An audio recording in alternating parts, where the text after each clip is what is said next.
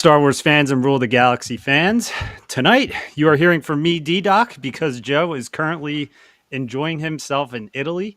I don't know if he's checking his fantasy football scores because I have no clue what time it is in Italy. I know I made a pretty scary move and decided to start Tua in our keeper league that we're in with Joe. So I'm probably going to look back and regret that decision.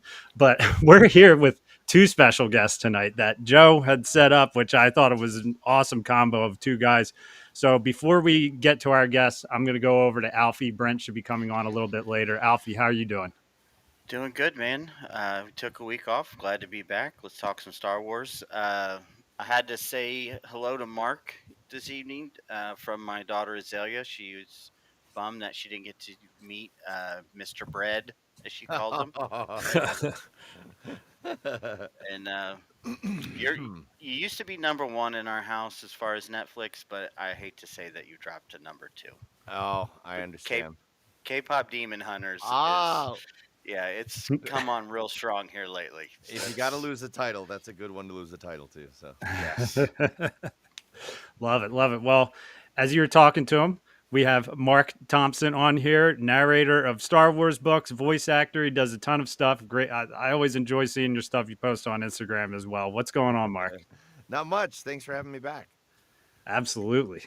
And along with Mark, we have Ryan McGee. So, Ryan, how are you doing? I'm doing great. I'm a little tired. I had to run out to I had to make a run out to the West Coast for a college game day piece. That's one of the dumbest things I've ever worked on, but it's going to be awesome about a platypus trophy, and I bonsai'd back to North Carolina, go to Oklahoma this weekend. So yeah, all over the place, but it's all right. It beats having a real job, and I'm excited to talk to Mark. You know, I'm not. My wife's gonna be so angry when I walk upstairs and let her know that Mark Thompson of Dario was on the show because he and I she and I are '90s people. So Oh, thank that's you for awesome. that. Yeah, yeah. That's That's our awesome. football connection is Kevin. Love it, love it. Well, yeah, I actually saw your tweet last night, Ryan, where you were just like, "Yeah, I hopped on a red eye," and you said you happened to see Marty on the same flight as well, right? Yeah, Marty Smith, so of Marty McGee, and we got on the plane, and I was like, "What are you doing on this plane?" He's like, "What are you doing on this plane?" We were both at the University of Oregon for two different things and had no idea. So I'm not sure if somebody had more money than they knew what to do with. But I tell you something fun about Marty. Marty was doing an interview at my alma mater, the other UT, Mark, University of Tennessee, and Marty was asked about our relationship. He goes, "All you need to know about me and McGee is," he said, "I love Waylon Jennings and McGee loves Star Wars." Like that's how he explained the two of us, and I thought that's pretty accurate because Marty can't talk about Star Wars at all, and I can talk about Waylon Jennings, but not like he can. So yeah, that kind of sums up our. But I wear that proudly if that's how he's going to describe me to people. Love it, love it. Well, I mean, as we go along here, Ryan, if you got any questions you got for Mark as we're going along here along the way, I mean, throw them out there because you guys are on here together. Um, we there is Star Wars news and it is an exciting week though. Like this is going to be a positive Star Wars podcast tonight, boys. We're not. I'm not bringing up any negativity when it comes to the Star Wars world because I don't know if you guys have seen it, but there are live set photos from the Starfighter movie that are just being posted. It's incredible, man. We've got a movie in production, and it's happening. Like they are filming. They're actually filming in Italy right now. I Oh, wonder if no way. Joe could. Yeah, I wonder if Joe could. Spy on them. But Alfie, they're like in the water on those photos, right? Or are they alongside the water? Yeah, that looks like they're on a boat, a Star Wars boat, if you will. And it's strange that, yeah, there's actual pictures. This movie was announced and it goes straight into production. There's no new writers, no, you know, Yeah. hey, we're Movie with the reworking the release date. script over and Yeah. over again. Nobody's doing a media tour where they're talking about how excited they are about these things that are in motion that never seem to go anywhere. This is, we're entering different waters here. There's the photo for anyone watching on YouTube, which of course, Ryan Gosling has a very strong pose for this photo. He definitely was. Oh, we got an ad now for a car, but yeah, it's happening. I mean, I'll start. I'll start with Mark and then work over to Ryan and Alfie. Mark, how are you feeling about this movie coming up? No, I mean, I'm very excited. I think the from a behind the scenes perspective, the pedigree is amazing because like I love Ryan Gosling. I think he's hilarious and charming and would love to see him in Star Wars. Sean who did Stranger Things. I mean, I love all of his stuff in his movies and shows, and so I feel like he's gonna bring a lot of fun to it. I feel like it'll probably be a very kind of fun adventure type movie, and so I'm really looking forward to it. I think it's gonna be great. I love Amy Adams. I think she's amazing. So is Matt Smith in it too? Is that right? Yes. Yes. Yeah, he's amazing. So it's like there's just so many cool things, and it's like I think it's post episode 9, so they're not going to be bound by any anything that they have to make it fit into the confines of not stepping on anyone's toes. So I feel like the story is wide open for them to explore whatever they want to explore, and so I think it's going to be great, and I think it's going to be exciting. I think my only maybe thing, and maybe they're saving this as a surprise, or maybe we just won't know. But like, my big thing with Star Wars is Jedi and the Force and all that. So like, this could be it's Starfighter, so that's all we know. So maybe there is some Force stuff in it that we're not aware of. But I would miss that if that's not there. Not I would still love it, but I've been kind of craving a Starfighter movie because I was really looking forward to a Rogue Squadron movie. I don't know if that one's dead or not, but it would be fun to kind of see, kind of a cool pilot or whatever. So, but I would miss the Jedi and the Force if they're not there. So, Definitely. Yeah, it'll be interesting to see what kind of character Gosling plays. I mean, I'm expecting it to be his personality pretty much, where it's yeah, like, kind of like the jock guy but also funny, it's yeah.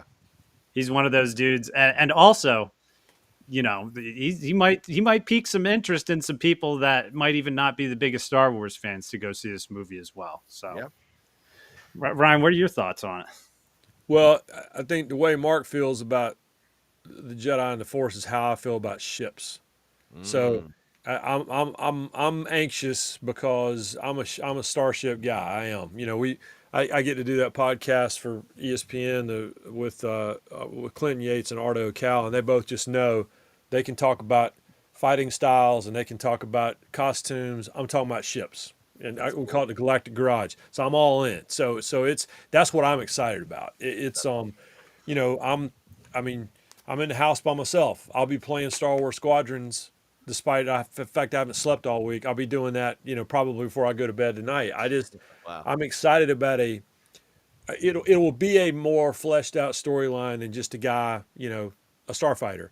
But and Yeah. clearly he's in the water, right? Yeah, But yeah. but it's but I'm just excited about getting into some ships, Yeah. and seeing what happens, and maybe getting some new stuff. I mean, but I'm excited about that part of it, and I love Gosling. I mean, I just think he's cool.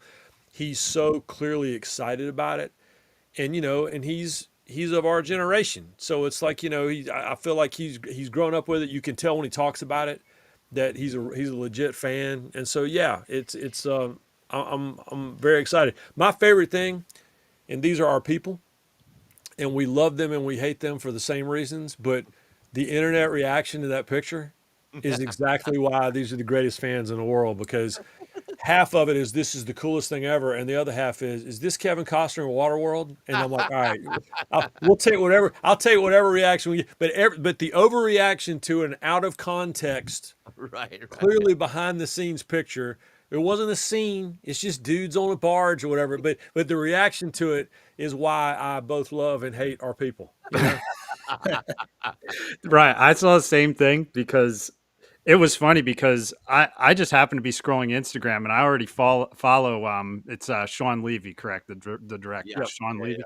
I already follow him because it was fun when he was posting a lot of the set photos when they were filming Deadpool and Wolverine. Like he's a great follow as far as like he'll give you those inside pictures. Yeah, yeah, And I yeah. see that post and I see it from it said like 4 minutes ago, and I was just like, oh my God, did he really just post a picture from Starfighter? Like this Yeah. is awesome.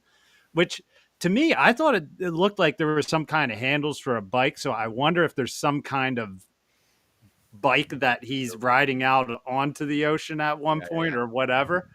But yeah, I saw people talking about Waterworld did it right away, and it's just like immediate overreaction. That's just what We love him. it's still one movie I've never seen is Waterworld. It's like Oh, my one buddy's always Oh, telling me I need to see it, and it was funny because last year we went to Universal Studios Hollywood for the first time, and they have this big Waterworld production at do they Universal. still? Yeah, yeah, Oh my that's like, Yeah. gosh. and I saw that, and I was kind of like, oh, that's a little interesting that that's like still going on there. When the show was starting, we were actually towards the front entrance. The line was massive for it to Yeah. get into it. And I was just like, apparently it's an amazing show. So yeah, Waterworld is still alive there. But You get very wet. It's a great show. You get very if you sit first 20 rows, you're getting wet. Oh wow. But it's no, it's totally worth it. But yeah, but what's funny is all these kids are like they don't know what they're looking at. But then the show is awesome, so that's good. But Yeah, the yeah, but yeah, Waterworld is one of the great cautionary tales of all time. yeah. Right. you've got to see it at least once, D Doc.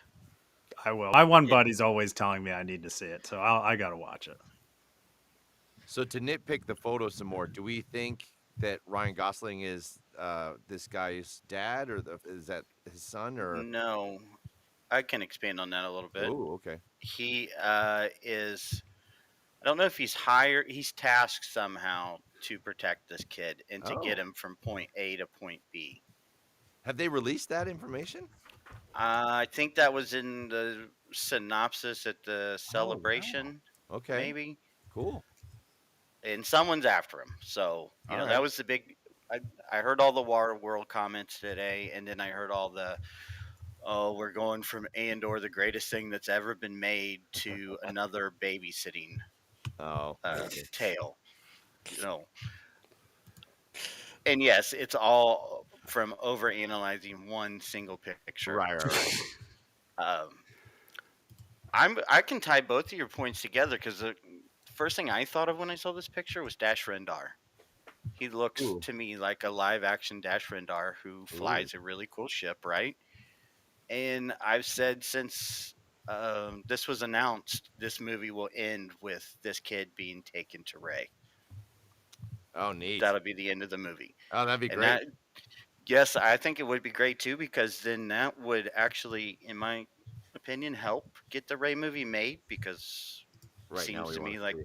no one can figure out how to get to a Ray movie.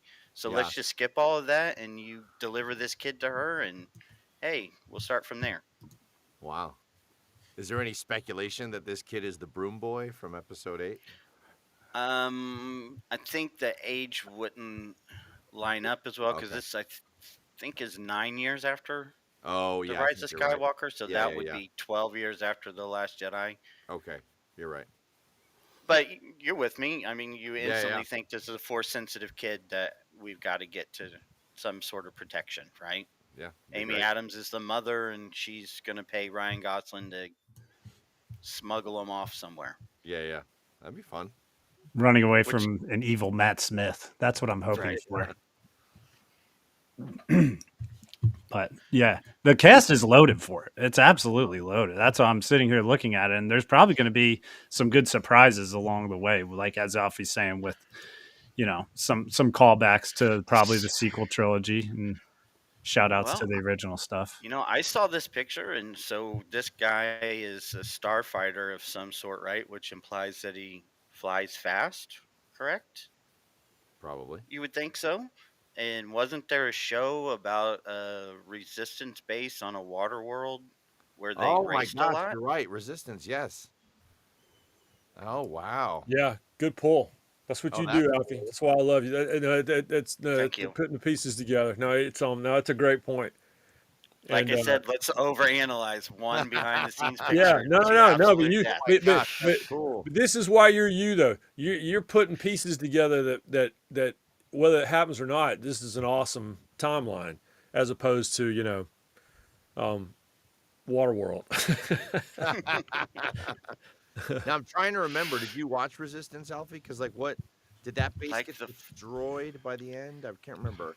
even if it gets destroyed, You it's could like a still be good there, yeah. starting point for a No, story, totally. right? Yeah. I'm just trying to remember if that was still around or not. That would be cool. Yeah, Brent is our resident Star Wars Resistance pro. I've never watched any of it actually, and Brent like watched the whole series and actually like knows the storylines and everything. Okay. I know I just never watched it. I was late to the game for animation as it was though. Like I didn't watch the Clone Wars until I started listening to these guys and then eventually joined the podcast where it was all new to me. It was cool to take it in kind of as an adult. Sure there was some things that sometimes it was like mentally drifting off every now and then on a couple arcs, but overall just the Star Wars animation in general is awesome. I Yeah. can't wait for this mall show that's coming Oh up. my gosh, yeah. Yeah. Yeah. No, it's and Mark, like your resume is so amazing, but like how do you consume a show like that? Like because like my wife is an actress and sometimes it's hard for her to separate. Or if I'm watching, All right. if I'm watching a sports feature on Fox or whatever, it's hard for me to keep the two separate. How Yeah, do yeah. you consume, you know, Rebels, Resistance, Clone Wars, whatever, when you have this, amazing background doing the exact same thing? Um, well, if I'm being totally honest, there's a part of me that's like, oh, I want to be in that.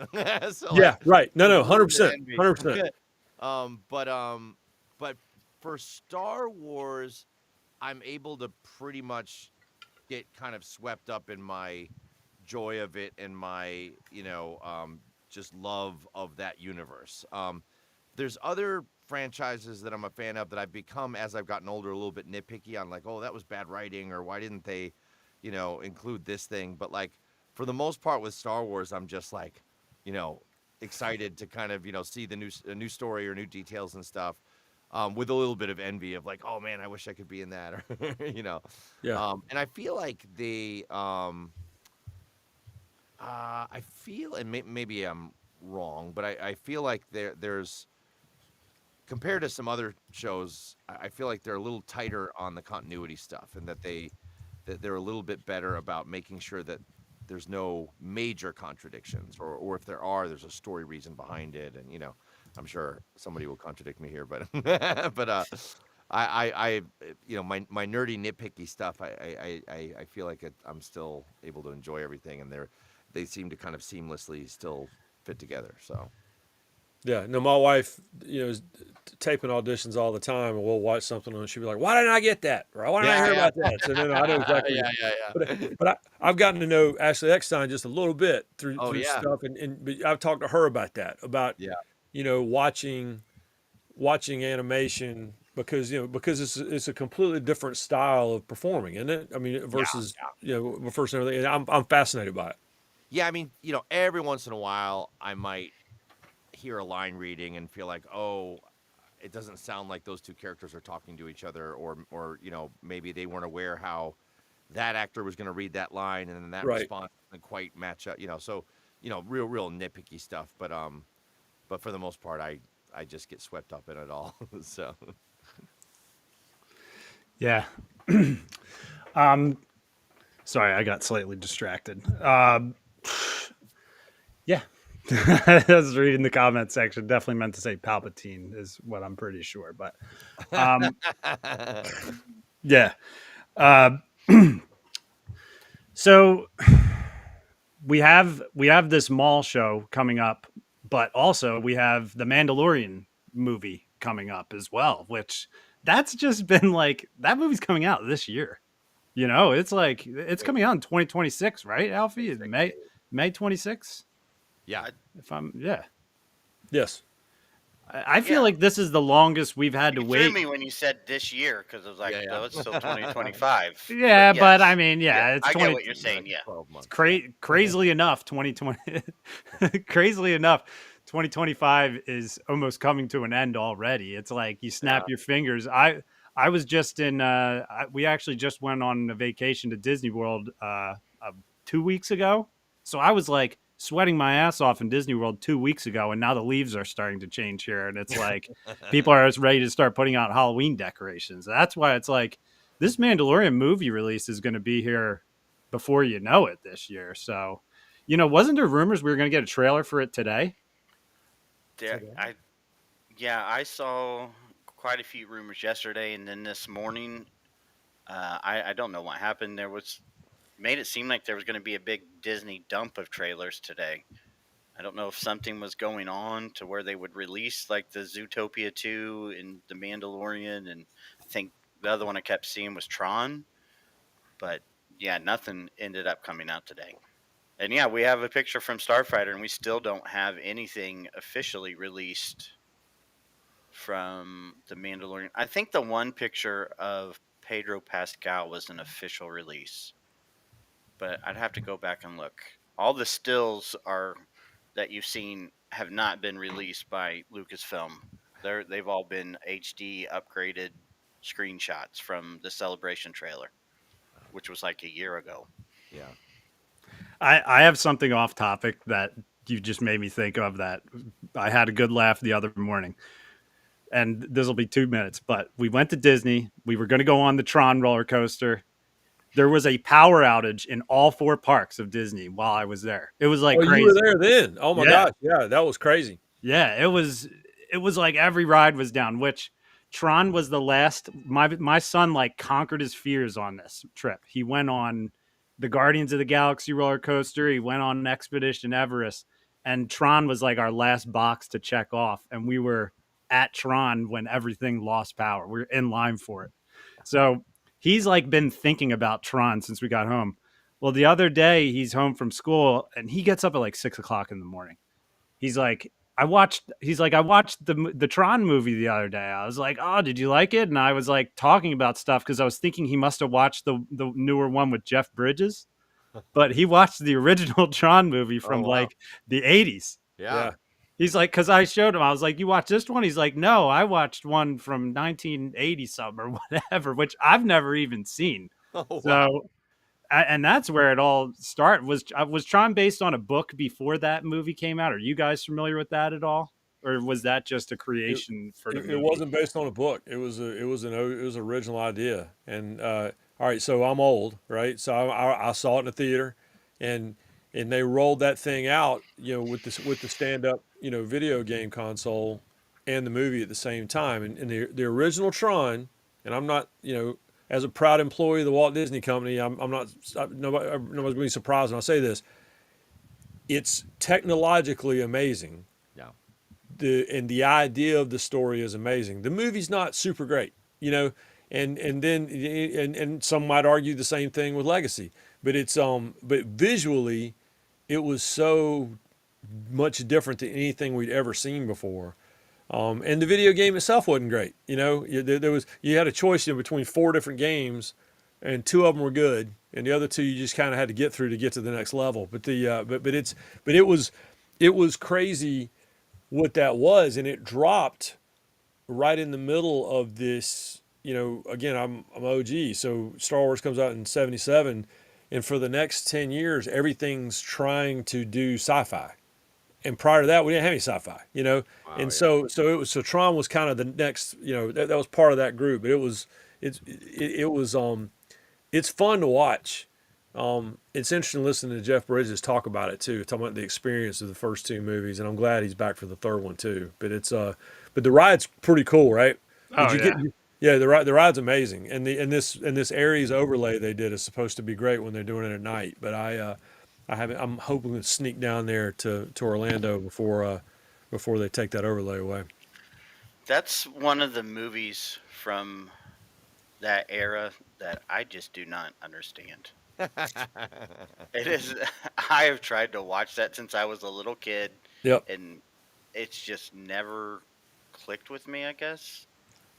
I've just And never well, and gotten. that's a pretty common tale, I think, because again, the idea of it was much better than what actually happened. But I also think it was, and I remember in the Black Hole came out around the same time, and it was the same thing. The movie, the idea of it and the visuals were great, but the movie itself didn't quite get there. But Yeah, but that's pretty I common for remember a the lot of black stuff in the hole, 80s. but it didn't seem as good as it should be, even when I was a little kid. Yeah.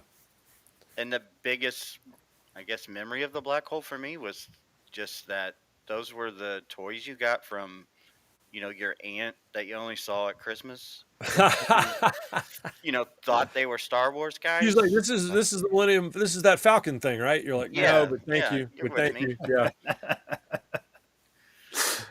Love it, love it. Well, Brent has just joined us. Brent, we were talking about resistance a little bit ago. You guys shared that in the chat. I listened to you in the car ride home. I mean, middle school cheerleading, middle school Thursday night lights here in Indiana. I had to be there and watch my daughter cheer. So Awesome. on the drive home, I was listening to you guys talk about the Starfighter, but then I had to also walk the dogs and missed out on the resistance chat. I Where think was I'm she probably cheering at? she is Center Grove cheering. Center Grove. Yeah, they were playing. Somebody Easter. I can't remember the name of the place that they were playing. Second half blew them out. It was Nice. 12-8 going into halftime, and it's like the typical bigger, stronger team comes back after Mhm. halftime, and the smaller team is tired. But So we'll be driving to Lapel tomorrow. Never heard of Lapel, Indiana, but I have. that's It's a good 2.5. I'm thinking. I can't remember. It's like I'm in gonna the have to check the spelling because that's what everyone says, but when I put it into Apple Maps, it says an hour. Good old Indiana football on a Friday night, baby. Yeah, on a Friday night. Right. We'll Gotta be love it. sitting in the visitor section. I'm not Trying there yet. I'm to just on flag football right now and gymnastics. So And hello, full Mark. The now. last time I saw you, we were playing some Star Wars Unlimited. Oh yeah. Had a couple rounds of Star Wars Unlimited at ICC. Oh, So that's right. yeah, Good to see you. so yeah. And McGee, thank you for joining us on Rule the Galaxy. Yes, sir. I It's can't always wait. great to see you guys. Can't wait to hear about the platypus. Yeah, it's it's an interesting. Yeah, we're actually. It's funny as we're talking. I'm texting with my producer. So when you're a reporter like this, you get to write and you record. I'll record some stuff after we get done with this. But meanwhile, my producer's the one that's actually doing the work. Right? He's in an edit suite. He'll be up Mm. all night. But I'm excited about the piece.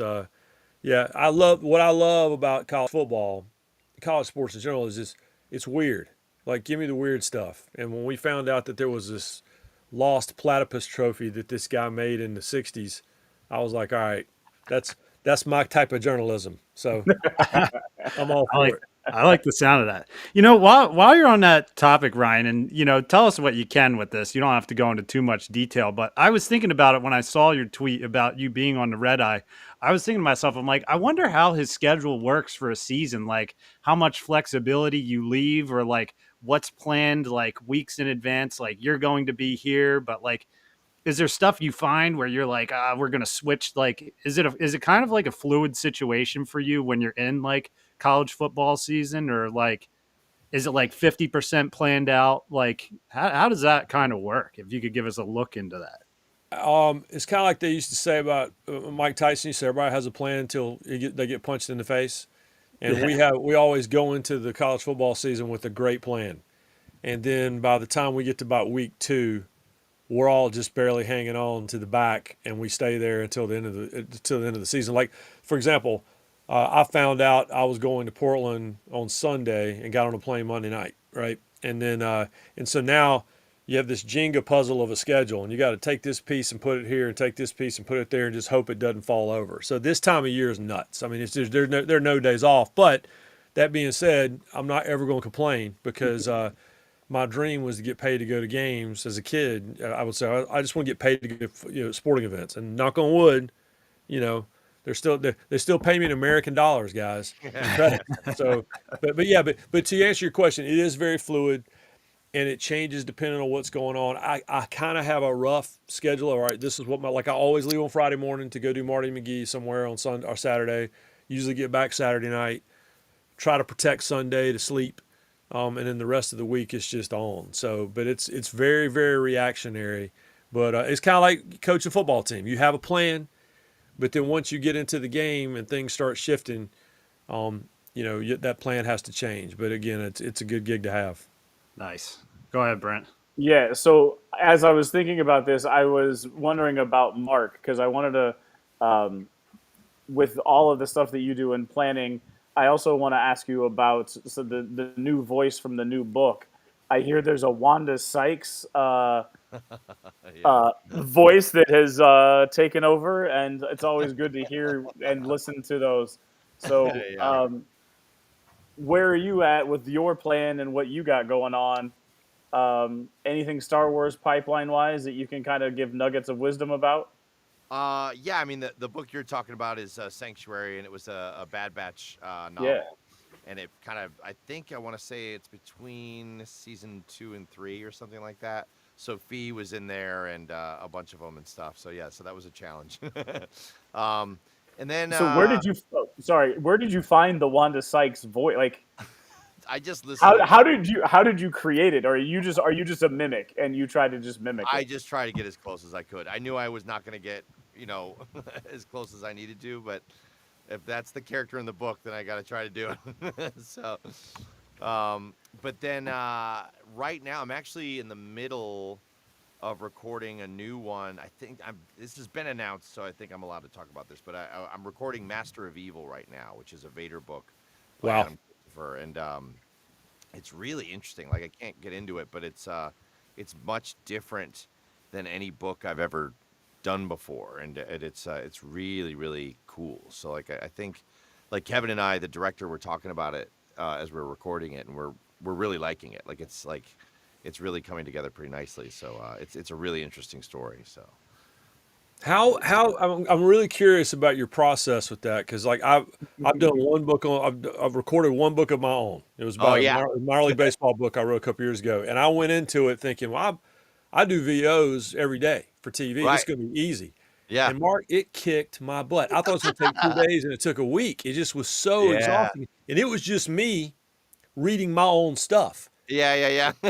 So how do you work through? I can remember first listening to Tom Clancy novels and I can't remember the actor's name now. He played Winchester in MASH, and the way he just did these subtle Oh tone wow, changes when yeah. characters would change. I mean, what's your process with that? I'm fascinated by that. Yeah. Well, basically, I'll read the book all the way through, and anytime somebody's got a speaking part, I'll start taking notes about that character and just any clues the author's giving me about, are they human? Are they alien? What's their personality like? Is there any kind of clues the author's giving me about what their voice sounds like? Sometimes I'll use words like melodic or gruff or whatever. And so I'm taking all those notes down, and then I go back and I kind of cast it. So I'll like record little samples on my phone of like, I'm thinking this is what voice I want to use for this one. And for me, I'm trying to, like, if there are pre-established characters from other shows or other movies, I'm trying to kind of get references of those guys so I can try to get as close as I can. And if it's all new characters, I'm trying to kind of pick voices that match the description, but also are going to be different enough from other characters in the book so that when they're speaking, you can maybe try to be clear on who's talking to who. So, and sometimes that's more challenging than others because sometimes there's a bunch of characters that are similar age, similar type, similar personality, and it's hard to kind of figure all that out. So, And yeah, and since you, then you just got to go. So, all right, since you said that, D. Bradley Baker, and I believe you're trying to do since you had Bad Batch, yeah. you have 5 different individuals. So like switching in and out of those guys, did you talk to D? Do you know D. Bradley to try to get some insight? I How? don't. Okay. Yeah. But he did a ton of interviews when Bad Batch was coming out, and he actually did a great breakdown of kind of what he was thinking for like, Wrecker and Hunter and you know, and Crosshair and all these things. And so I was kind of like listening to his interviews, and then I just watched like a ton of episodes, kind of getting ready for it. So yeah, it was a lot of research and paranoia that everyone was gonna say you're not D. Bradley Baker. So I was like, I know I'm not. I know. So Love it. Love it. Yeah, I mean that I gotta check that one out because I really enjoyed the Bad Batch. So does yeah, it where does it take place in within the Bad Batch story? Is if it I'm remembering correctly, it's between episode 2 and or season 2 and 3. Tech is a part of the story, if that gives you any kind of marker. that? And but God it's rest really his soul. great. Like it like it honestly it felt like an episode of the Bad Batch. Like Lamar, who wrote it, did a great job. Like he really nailed the tone and kind of the voices of all the clones, because you really feel like it's true in spirit to all of them. So I at first thought it was like a scrapped episode that they decided to turn into a novel, but it really was from scratch. So it was really fun. It's a cool adventure. So That's awesome. Yeah. That see now we just need to hear those voices within the in the mall show, maybe. You know, you just, yeah, love that. I need to hear you in one of these new Star Wars shows coming up. That'd be awesome. oh, I would love that. Yeah. But Brent, did you have any more questions before we move on to other stuff here? No, I mean that was just kind of where I was landing. I just wanted to say that I've heard the Wanda Sykes, and I mean he will ultimately be the Gilbert Gottfried voice from A Yeah. New Dawn. Like, and getting to ask you about that a couple years ago was awesome. But but no, right now, what's the next topic on the list? Are we gonna? Alfie sent me a bunch just because I I texted Joe today. I was like, Joe, you got topics for me? He was just like, no. I was just like, all right. But yeah, Alfie had sent me a bunch where one of them was the Ahsoka show that's coming up, which, you know, you had Ewan McGregor do that little slip a little while ago, which we don't know if he's going to be in it or not. But Alfie, do you want to touch on some of the Ahsoka rumors that are coming up here? Uh, yeah, there was a big roundup that was released this week, and it's not affiliated with anything. It was just a hey, here's a collection of all the internet rumors for the past year since the show's getting closer. I think most of them are pretty much just rumors, not much validity behind them. But I think we can see the direction that the show's going, so it's not a far stretch to think that there's going to be some, the father and the son, the Mortis gods. Aren't they pulling in the Aberoth as well, trying to bring That Aberoth that's in? been yeah, that's been a rumor for a while. Whether that happens or not, I mean, it's a good character and it makes sense for where they're at. Um, I think it will. That the show left on a pretty interesting note with what is it that's calling to Balin out there, and he was standing right next to the carving of the father that's pointing a certain way. So I don't think it's a far stretch to say that those ideas are going to show up in this season. Padme, I think that's very unlikely to happen. I don't know. I'm sure we're going to see more flashbacks. It was interesting to see that Yeah. Anakin has a stunt double this season. So Interesting. Oh, really? yeah, Oh, So so he might be really involved with it then. But Hayden's still Hayden's still in good shape, man. I've been seeing him at these Comic-Con rounds that he's doing, like the pictures and stuff. That dude hasn't aged very much, for since the movies, I gotta say. they're the right. They're all kind of the right age to still be doing this. So why not, yeah. do it while it's feasible, while it makes sense, and they seem to be very popular characters. Uh, However you feel about the Kenobi show, I think most people are going to say, "Well, I really enjoyed Ewan McGregor coming back as Kenobi again." I loved it. I thought it was great. I had a friend of mine. He and I had weren't speaking for a while because of some work stuff that had happened. And about 2 weeks ago, I ran into him at the airport, and I walked over to him and I said, "Man, I want us to get past this." And he goes, "You know what?" And he looked right at me, and he said, "I'm sorry." I said, "For what?" He said, "For all of it." And I paused for a second. I go, "Are you just quoting Obi-Wan Kenobi to get in my good graces?" And he said, "Maybe." He said, "Maybe." And started laughing. I was like, "All right." I said, "You know me well, dude." And it Uh, worked because we're good now. But oh, that's but I was like, great. "All right." He thought about that, and I appreciated it. Oh, that's so neat. Man, I that was one line in that show that really got the tears in my eyes for that moment. That one got me in that moment. I actually saw I had sent it to Alfie, but I saw this thing. It's like others. Fans out there will create their own things, and sometimes on Instagram, people will almost create these little comic strips that you scroll through.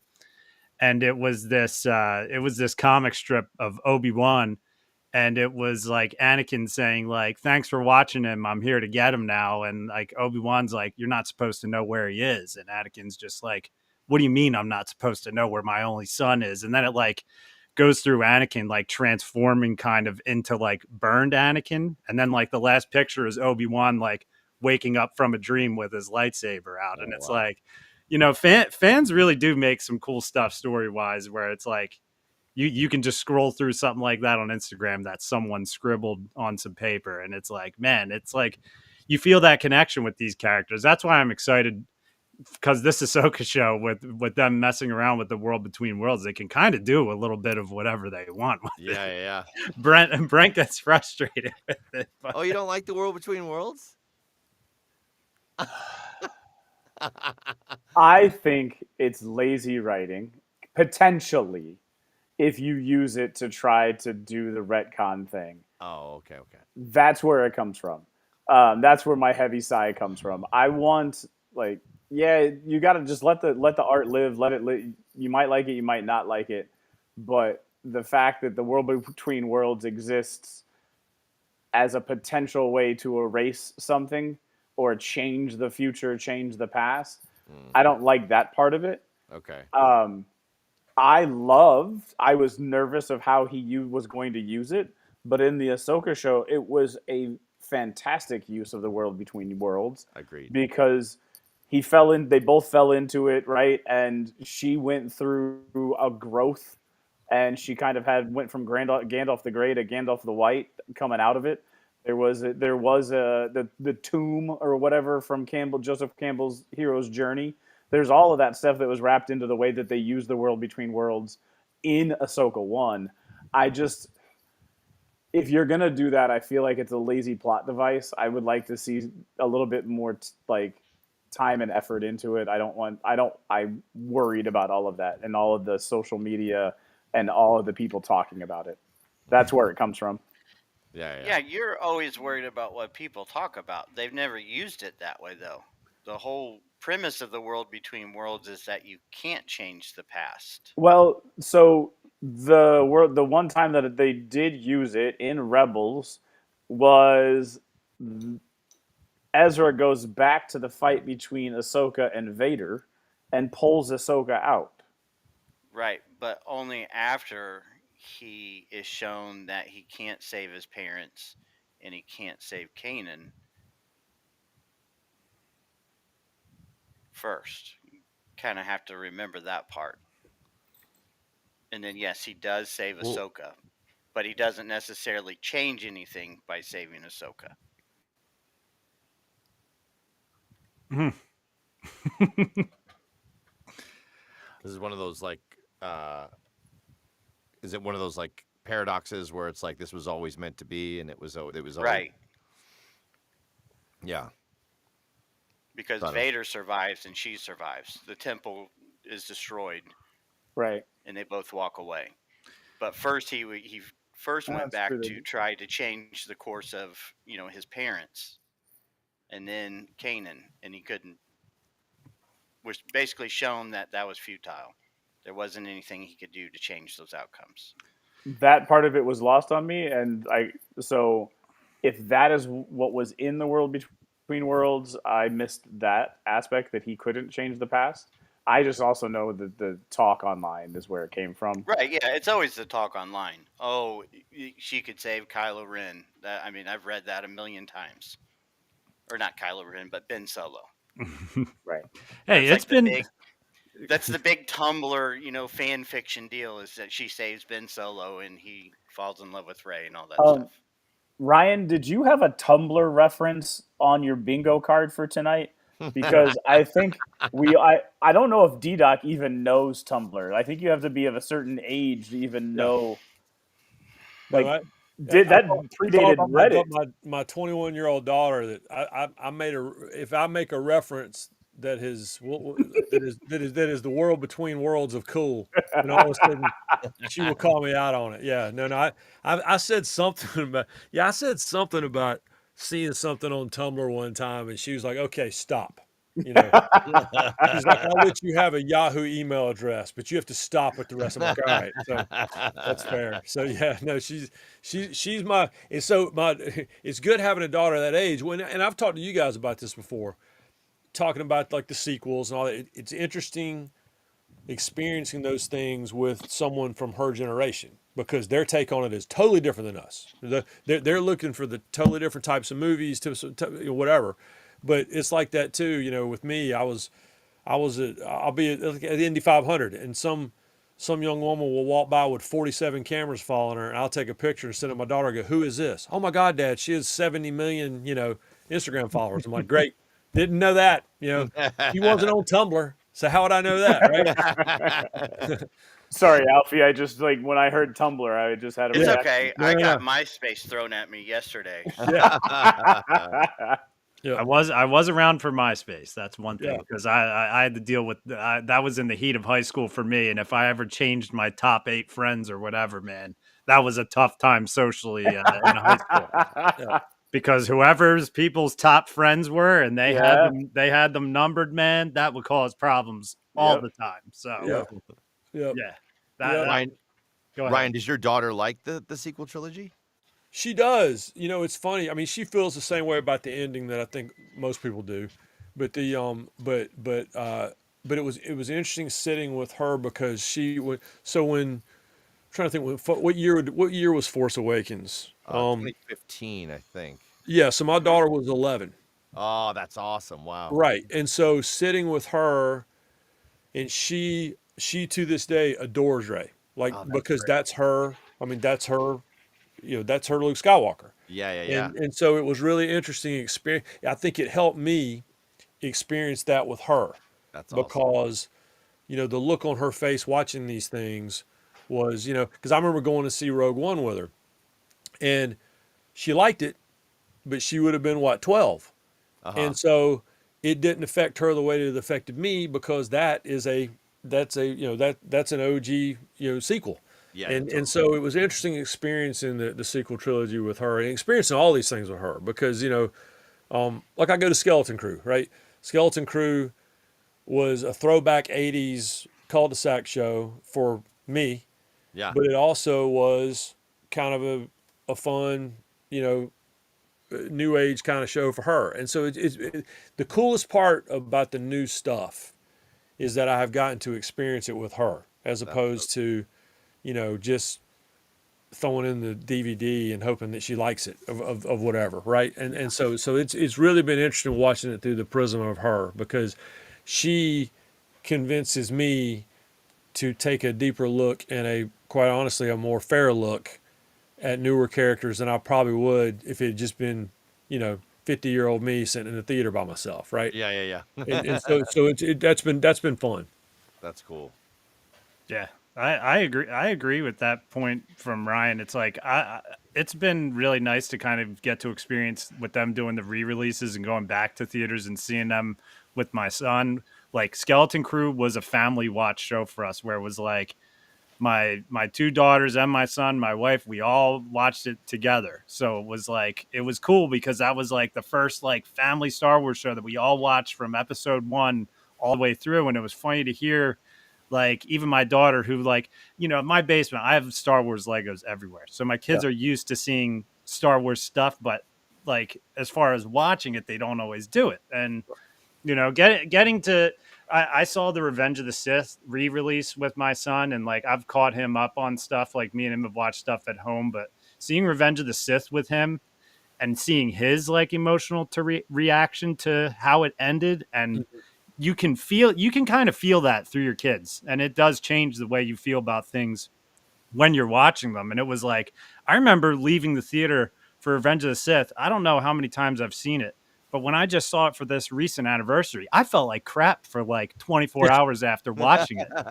Because you just feel like, you feel like Anakin's not going to turn when you're watching it, and watching it with your kid and seeing him see the downfall of him, because Anakin's so freaking cool. And just to see him turn and experience it with them. I don't know if there's some kind of, spiritual connection with your kids or what, but I don't know. I think you can feel it a little differently when your kids are into something.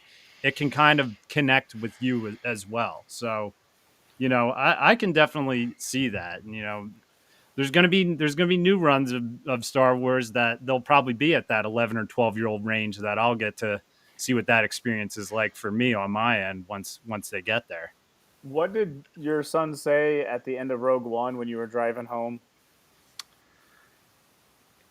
He said they're all in heaven right now, or something like that. Yeah, he said they sacrificed. He was too young when I took him to Rogue One. No, I had the Star Wars goggles on for that one. I think he was like 7 for that, and I was like, as we're getting into it, I'm kind of like, oh God, I kind of forget that just like everybody dies in this. But he said they're all in heaven now or something like that. But he was like, but they did the right thing or something along those lines. And I was just like, oh my God, it's like, right there. Yep. Yeah. Because Rogue One is up there as one of my favorite Star Wars movies of all time. It's up there for me. It's amazing though what the big screen does. Because I'm a Return of the Jedi guy. Everybody knows that about me. That's just who I am. And I've watched it more than anything else. And when they did the theater release, 3 years ago, whenever it was, went and saw it by myself, and then I went back with the family, and it was stunning what I saw that I had not seen in 25 years. It's crazy what the big screen does. You don't think that it's the case, but it really makes it. And Revenge of the Sith is a perfect example because it's always emotional, but it doesn't feel like you got hit with a dump truck, and that's exactly how I felt that night. Yeah, it is. It's real. I don't know. And I agree. The big screen is different. That's why I'm a big see it in theaters advocate, as Brent knows. I've been saying that for years on the podcast. I agree. Back when we thought the theaters were going to die during COVID, I was like a big advocate for that. And Ryan, I do know it's 10 o'clock. So if you got to get going here. I hate to do it, but work's blowing up. Hey, so good to see you guys always. Mark, it's so great to meet you. I'm going to wear you out about a lot of stuff going forward. So, but thank y'all, boy. Appreciate you guys. Always do. Absolutely, Ryan. Thanks for joining us, especially with the schedule going on and everything, man. We'll be tuning into you. Thanks, guys. The title of your podcast, Never Tell Me the Odds, correct? Yep. Never Tell Me the Odds. We just recorded a podcast at an Arizona Diamondbacks Star Wars night. That was awesome. And we'll be getting back in the studios. Yeah, Clinton Yates, Ardo Cal, and you can get it through all the ESPN platforms. I appreciate you guys for helping me plug that stuff because we're getting in there. We're slowly convincing the Lucasfilm and ESPN. We're getting them together, which is I saw you guys go to Galaxy's Edge, man. I watched that. I saw you guys get to go in there. That's freaking awesome. Yeah, we could do a whole show about that. But I appreciate you guys, and we'll see you on TV sometime. Thanks, fellas. Yeah, appreciate it, Ryan. Thank you. Thanks. Oh, I accidentally removed Brent instead of Ryan. Sorry. That's where I'm at, huh? That's where I'm at. And Mark, if you have parameters as well, I mean, let us know as well. We probably got like 15, 20 more minutes or so. Oh, yeah, I can probably go 15. Yeah. All right, cool. Yeah. So, what were we were on the movies, everything like that. Mark, one thing I wanted to ask you real quick, because I saw this on your Instagram. are you doing a audio book where you're doing Superman's voice? Am I correct on that, or Yeah, is it yeah. I got to do a couple of, I guess they're calling them audio dramas. So they're Hmm. multicast, so it's like lots of different actors instead of just one. But I get to play Superman in an adaptation of All Star Superman, and then in November we just did a adaptation of Kingdom Come, the graphic novel, the Alex Ross, Mark Wade. So yeah, so that's been super fun, and that's been another kind of dream come true. So Yeah, yeah, I mean, Superman. That's like crazy. That's yeah, awesome. yeah, yeah, yeah. So they're really fun. The All Star one came out, and it's really well done. Kind of like what you would expect with the on the level of the Star Wars books in terms of the sound design and music and all that stuff. And from what I've heard of the Kingdom Come one, it's sounding really good as well. So very excited about it. So Yeah, that's awesome. So that's probably really different recording that where you're working with like that other people are going, because I've been seeing that Harry Potter is doing that as well with like Mm. all they're doing all the books they're going to be releasing like over the years where they got all these actors and actresses and different people that are going to be doing all the different voices, which I've yet to listen to an audiobook that does that yet, where it plays with the different voices, which I think I would probably like that. But yeah. how different is it to do something like that? Well, it's definitely different. I think the on the plus side, having different actors really enhances the experience, and it makes it so much deeper because you get all those different performers and their kind of take and their skill. And um there's certain scenes, like I got to do certain scenes with the actress who did Lois on those books, and I got to interplay with her. Um, but it's a little more animation in that sense because a lot of times when you're recording your lines for animation, it's just you, and you don't know how the other person's reading it yet. So it's up to the director to kind of make sure that all that stuff is fitting together.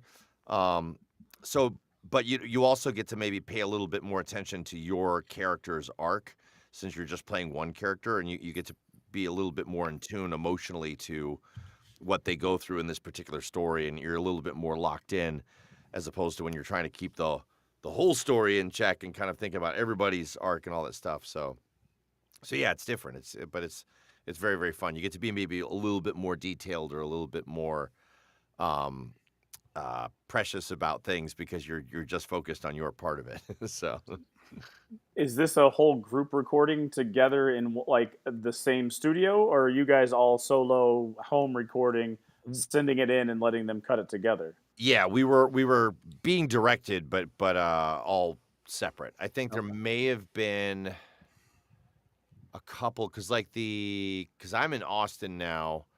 A lot of the Kingdom Come stuff was in England, and so I think they might have done a group session in England, and I don't know if they did a group session in New York for All Star Superman. But yeah, but I think predominantly it was kind of individuals recording on their own. So Yeah, that's awesome, man. That's yeah. a Alfie. Go ahead. Is there a big difference for you in narrating a book, doing the audio, or versus an animated series? Oh yeah. Yeah, I mean, I think it's similar to what I was just saying. Like when I'm doing animation, I'm I'm kind of more locked into an individual character, and when I'm narrating an audiobook, it's much the focus is much more about kind of the storytelling, and almost in a weird way, it's more about the narration than it is about the character voice. Because like I'll do a couple takes of the dialogue, but they're not, like I don't know if they're gonna pick the one that I would have picked, and I don't like when they're editing it all together. Um, but it's much more about like, am I setting the mood of a particular scene, and am I foreshadowing certain details that are gonna come up a few chapters later, and then I also get to be in the position of, I mean, obviously Kevin is directing me, but I think we collaboratively get to kind of decide what the other side of the conversation is going to sound like, so we can make certain moments of dramatic tension or humor or whatever work, because we can play both sides of the conversation instead of just my character and then hoping the other actor might do something that might fit with that later on. So there's a lot more kind of control we might have when we're narrating an audiobook versus when I'm just doing one character's lines or whatever. So yeah, but then it's a lot like I don't get to like maybe spend as much time developing each character in the audiobook as I would if I was doing animation, because like when I just get to focus on one character, I can really develop it and spend a lot of time perfecting that particular character voice. And like in the audiobooks, you have to kind of move a little quicker, and you don't get to spend as much time in developing them because you've got a ton of things you have to work on. So Yeah, and I have a question in the comments here too, which is actually from my brother. He's saying in some series of audiobooks I've listened to, when you go book from book, some of the characters' voices change a little bit. Do you have a process for keeping that consistent? Game of Thrones is one I've noticed it in, which, bro, I'm going to have to tell you, Roy Dotrice had to do like 1,000 different characters in that book. RIP Roy Dotrice as well. But yeah. Do you have a process for keeping it consistent? Do you go back and try, like, say you haven't done a voice for a while, like making sure it still sounds the same as maybe, say you played the same character in a couple books ago, like, yeah. I the main thing is I keep a bunch of voice samples on my phone, which actually I was really sad because I recently kind of damaged my phone that had a bunch of the High Republic stuff on there, and I need to eventually take it to a data stop to see if I can get the data back. But like I got it wet and it damaged it, and now I feel like I've lost a lot of those references, and I'm like, oh that's no. awful. Yeah. But then also like like usually I'm kind of going back and listening to those things. Pronunciation of words. Lucasfilm usually sends us a kind of a spreadsheet of all the words, and they're trying as hard as they can to keep it consistent. I think the challenge is over 40 some odd years and however many books and video games and cartoons, you'll get, Twi'lek, and Leia, Leah, and like that type of stuff. And so there's, even with all those people trying to focus on it, there's always words that somebody says it this way, or in an interview or an episode, and then it doesn't get caught, and then there's that switch. So like so there's still times where stuff slips through the cracks, but they really try to kind of have a consistent thing throughout all media so that it'll be consistent. So Yeah, cool stuff. Yeah, and my brother responds with, Dotrice is a dog and I love him. Yeah. Yeah, that was that I've listened to the Game of Thrones audiobooks twice, and Oh, they yeah. they are just, each book is like 45 hours long. Which Roy Dotrice, the guy who did the narration for him, was old when he was doing it. So Oh, it's wow. like he did. There's what are there? Are there 4 books? Alfie, you probably know that there's 4 Game of Thrones books. Is it Still waiting 4 for or the 5? yeah. We're waiting on 5. Yeah, I think we're waiting on 5, which I'm devastated because I wanted Roy Dotrice to be the narrator for the final book, and he's no longer alive, so that wow. stinks. Yeah. But yeah, I mean, he had to do it. Like there's just so many like ancillary characters as well, which that's stuff you deal with as well in Star Wars books. Is it's just like there's just like random characters that show up, and it's like you're like, all right, what am I going to do for this? What am I going to do for this guy here? Yeah, Like it's like as Star Wars fans like to call, like what is it, a glup shido or whatever? Right. It's just that random background guy that Yeah. oh yeah, they can use AI for him to do it. Yeah, that's against the rules, bro. No AI for that. I can just always tell when I'm watching oh yeah, all right, there's another question. Answer if however you want, but does the AI situation kind of weird you out a little bit with the way that they can change? I personally see, I'll answer before you, which I'm on a totally different level than you, but I'm in content creation myself. I make like plumbing videos and I do tutorials and stuff like that. And I see people steal stuff and then they'll take a voiceover that you do and change that. Like, say I do a voiceover over one of my videos, they can change the voice of the voiceover to sound like a different voice. And I constantly have like copyright stuff on my Oh YouTube channel wow. where people will steal stuff, and YouTube's very good for that. Like they'll show you if people are stealing stuff from you. But yeah, what are your thoughts on this age of AI and all that stuff going on? Yeah, I mean, um, I don't know. It's definitely a disruption, and it can be a little scary.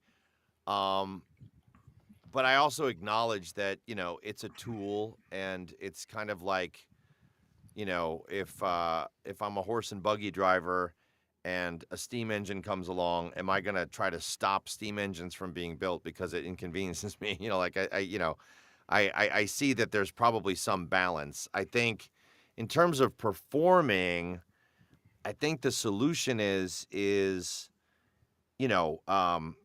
like the thing I often think about is it's like fast food and five-star restaurants. It's like um, for certain times you need something cheap, you need something fast, so you're going to go get fast food, and it's good enough to kind of deal with that situation. But there's other times where quality is more important, and you want a really nice cooked meal, and so then you're going to splurge and you're going to spend more money than you would if you went to McDonald's, but you're going to get a much better meal. And I kind of feel that way about performing, is that movies didn't totally erase theater. It just, made it more niche and whatever. But people still want to see theater, and people still want to go see live experiences. So I think AI will replace a certain bracket of jobs where, there's certain projects where I just need something fast and I just need something cheap. But if you want quality, you're still going to go with human beings, because there's still uh, choices that a human being can make that are going to be more nuanced than an AI could do. An AI is just going to kind of approximate or copy things that have already been out there, and there's going to be kind of a sameness to it all, a staleness to it all, like it's and but it is going to give opportunities to some people that can't afford to hire the guy from the Game of Thrones audiobooks, or get some amazing.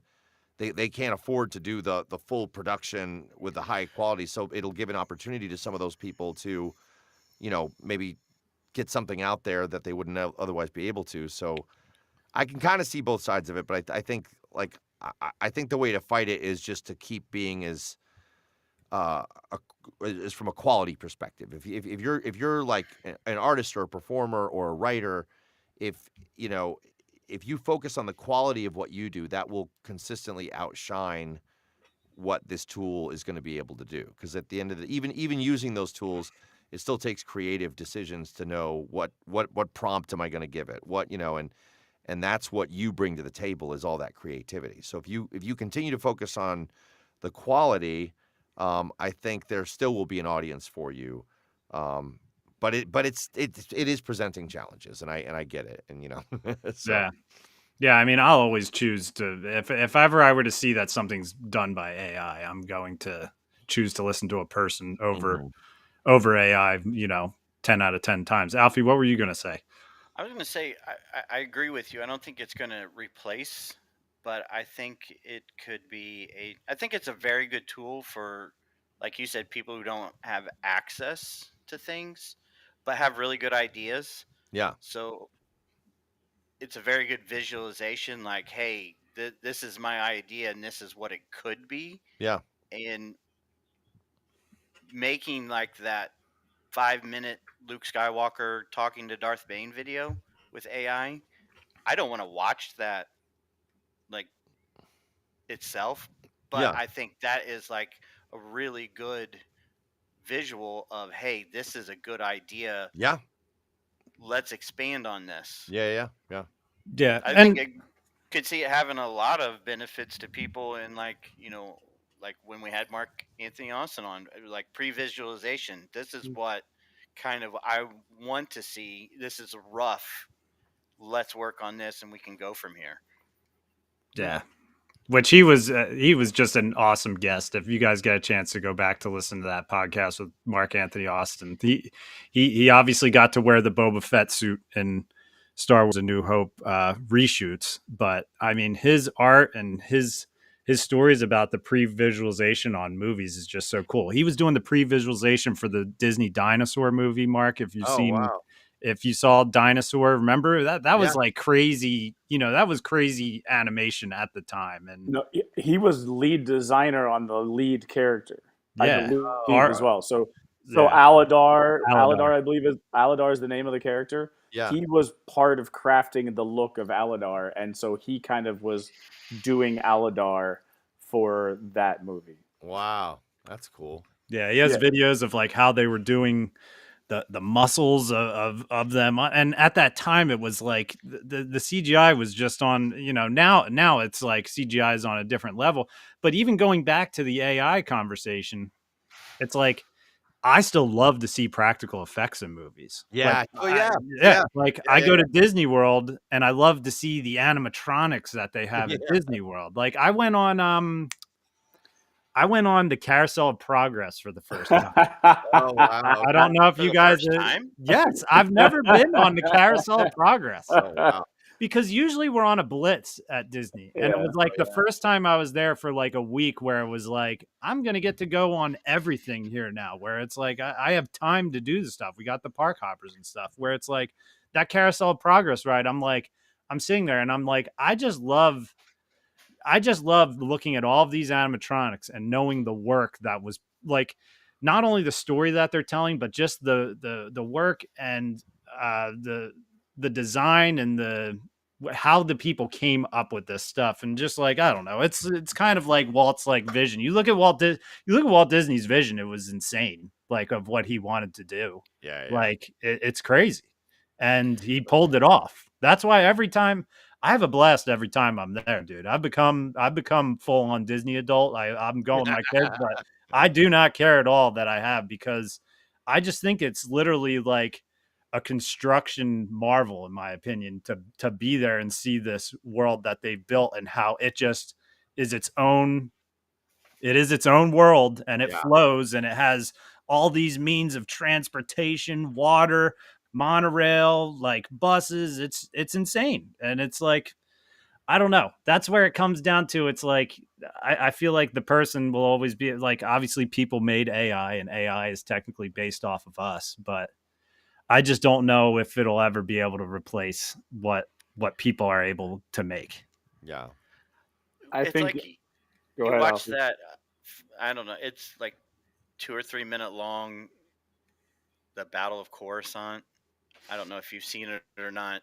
Just the giant rebel fleet I didn't know against that the I have Empire. actually. Yeah. It's an amazing clip. And to think that, yes, someone made that with their laptop. Yeah. Yeah. Yeah. I don't want to watch a full movie like that, but I want someone to see that and say, hey, this is what I want. Yeah. I can Yeah. make this now. Do your magic and make it 1,000 times better. Right. Right. Yeah. Yeah. Yeah. Well, hey, that's where we're at, and it's like I think there's always going to be a balance. I mean, it's like Star Wars, balance of the Force. There's always going to be a balance. It's going to be used in certain areas, but it's like just as long as it's not used too much, I'm okay. Well, It's like do I prefer orcs from the Lord of the Rings trilogy, or do I prefer the orcs from the Hobbit trilogy? I prefer them from Lord of the Rings because they're practical, they're real. It's like Yeah. when there's too much of it, it gets to be too much. But I totally get what you're saying, Alfie. It's definitely a tool for well, because if you look at movies outside of a few real big blockbusters, the CGI looks terrible Mm. now in most movies. It was one of the most jarring things about watching Revenge of the Sith when it came out this summer was like looking at General Grievous and thinking that yeah, was that's 20 crazy. years ago. Wow. Yeah. But because of cost and time constraints and stuff, the quality has gone down. So now it's time for something else to kind of fill that void again to bring that quality back. Yeah. Love it. Love it. Well, we're at about that time to wrap it up here, boys. I'm gonna roll around the room and get some final thoughts from everybody before we wrap it up. But we're gonna finish it off with Mark. I'll start with you, Alfie. What do you got? Closing thoughts on tonight? Closing thoughts. Man, it seems like we've been in a dead space with Star Wars for a little bit here, and I'm starting to get excited again. Seems like we got a lot of things in the works, stuff starting to leak out a little bit. I'm really getting that Star Wars fever. Yeah, I'm getting those jitters too, man. It's like Andor ended, and it's like there was kind of like nothing happening. We know things are happening, and now it's like it's around the corner, man. We've got the Maul show coming. We've got Ahsoka coming. We've got the Mandalorian movie and Starfighter. They're rolling. They're rolling right now. So I'm fired up. I think it's good. I think everybody's had a chance to take their breath for take a breath for a little bit. It's calm waters in the Star Wars world right now. So I really liked the ending of Andor as well. So yeah, I think we're in a good place. Brent, what do you got? Speaking of Andor, I don't know if you guys got to it before I hopped on or anything, but it was nice to see that there was some respect from the Hollywood establishment from the Emmys to give at least I know it's a writing cred, but it was on the main show, and so Andor's name got mentioned on the show with all the other award winners, not on some side award on a different show for the technical honors, the voiceover honors, and those types of things. It was on the main Emmy, so it was nice to see Andor get some love in that way. I agree, and that goes back to me talking about visuals and everything. And Andor really paid attention to where they were shooting that show and built some amazing sets for it and everything. They shot on location a lot, so they deserve to be credited for what they did with that show. I mean, it was 2-season show, and that was it. So I think they made the best out of the 2 seasons they could have. So yeah, good for them. And Mark, we appreciate you coming on. It was fun to have you and Ryan McGee on together. Obviously, Joe would love to talk to the two of you guys. We'll definitely have to have you back on here in the future. What do you got that you're working on that you maybe want to plug, or anything that you want to say to close things off here? Yeah, I mentioned before, but I think Master of Evil will be coming out in the fall, and it really is pretty unique and interesting. So I'm really digging it, and we're finishing that one up. I've got the Superman thing coming out, Kingdom Come. But yeah, I Mandalorian's got me hyped. Like I'm dying. I've deliberately not watched the bootleg footage from Celebration because I want to see the trailer when they officially drop it. So I can't wait for a trailer, and I'm going to be very, very excited about that movie. So I very much looking forward to that one. Love it, love it. Yeah, that's how I'm gonna be. I'm one of those weirdos where if I see the trailer dropped on my phone, I'll run to my TV and put it on like YouTube because I'm like, I want to see it on the bigger screen and like see the quality of it. Because I started to watch a little bit of the bootleg one, and I'm just like, this is a little too grainy for. I'm like, I feel like I shouldn't be seeing this. Right now. It was worth it. Yeah, totally worth it. Really? All right, well, that'll make me excited to see it. I need the quality. I need the bigger screen. I think it'll probably be a different one too. But we always appreciate you coming on. You've been on with us a bunch of times. We've seen you at ICCC. Hopefully, we'll see you at some more conventions down the line here. Do you have any conventions that you're going to anytime soon? Yeah, I'm gonna be in Connecticut this Sunday at EC3Con. I'm going to be in Reno, Nevada next weekend, the 25th or 6th or 7th. And then I'm going to be in Fairfax Anime in Virginia first weekend in October. And I'll be in Long Island in November. So love it. You're loaded, man. Yeah, popping around a lot. So that's great. That's great. Well, if you guys want a chance to see Mark and you're in any of those areas, definitely look into what he just said. That's awesome. Well, we appreciate you coming on. This is chapter Brent. What chapter of Rule of Galaxy podcast is this? Take a guess, and I'll say whatever chapter you guess it is. 382, 383. TK421. Why aren't you at your post? So 481. All right, yeah. This is chapter 481, even though we haven't done 300 episodes yet. But We did 300 episodes. We're at like 345, 330. Like that shows where I'm at. I was on the 100th episode. That's what I remember. So yeah, we've been doing this a while. But from me, from Alfie, from Brent, from Marc Thompson, Ryan McGee, we appreciate you guys listening to this podcast. And until the next time, may the force be with you.